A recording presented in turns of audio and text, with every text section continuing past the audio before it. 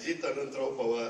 2 जुलाई को अचानक उप मुख्यमंत्री पद की शपथ लेकर सभी को चौंकाने वाले अजित पवार को मंत्रालय मिलने में 12 दिन जरूर लग गए, लेकिन मिला वही जो वो चाहते थे, यानी वित्त और नियोजन मंत्रालय। हालांकि इसके संकेत शुक्रवार सुबह ही मिल गए थे, जब उप मुख्यमंत्री अजित पवार ने मंत्रालय की 5वीं मंजिल पर वित्त विभाग के अतिरिक्त मुख्य सचिव नितिन करीर और अतिरिक्त मुख्य सचिव ओम प्रकाश गुप्ता से राज्य की वित्तीय स्थिति के बारे में जानकारी ली थी।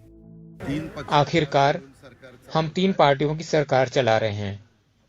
हम सबको मिलकर ही काम करना पड़ता है और इस तरह की मानसिकता हमने बना ली है।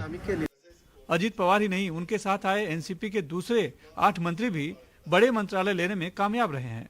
दिलीप वलसे पाटिल को सहकार विभाग मिला है, तो छगन भुजबल को खाद्य नागरिक आपूर्ति और ग्राहक सुरक्षा, हसन मुश्रीफ को वैद्यकीय शिक्षण, धनंजय मुंडे को कृषि मंत्रालय, धर्मराव बाबा अतराम को औषध व प्रशासन, अनिल पाटिल को मदद पुनर्वसन और आपदा प्रबंधन, अदिति तटकरे को महिला और बाल कल्याण विभाग, तो संजय बंसोड़े को खेल, युवा कल्याण और बंदरगाह जैसे अहम मंत्रालय मिले हैं।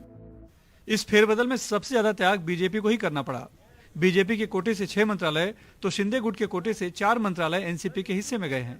उधर एनसीपी शरद पवार गुट ने मुख्यमंत्री एकनाथ शिंदे को याद दिलाया है कि कभी उन्होंने ही अजित पवार पर सेना विधायकों को फंड न देने का आरोप लगाया था। शिंदे साहब खुद मुख्यमंत्री हैं, उन्हीं की सरकार में अजित दादा पवार वित्त मंत्री भी बन गए, उप मुख्यमंत्री बन गए और आज सभी विधायकों को फिर से एक बार अजित दादा के पास अपने कामों के लिए, अपना फाइनेंस लेने के लिए, अपने विभाग के अन्य प्रश्नों के लिए जाना पड़ेगा।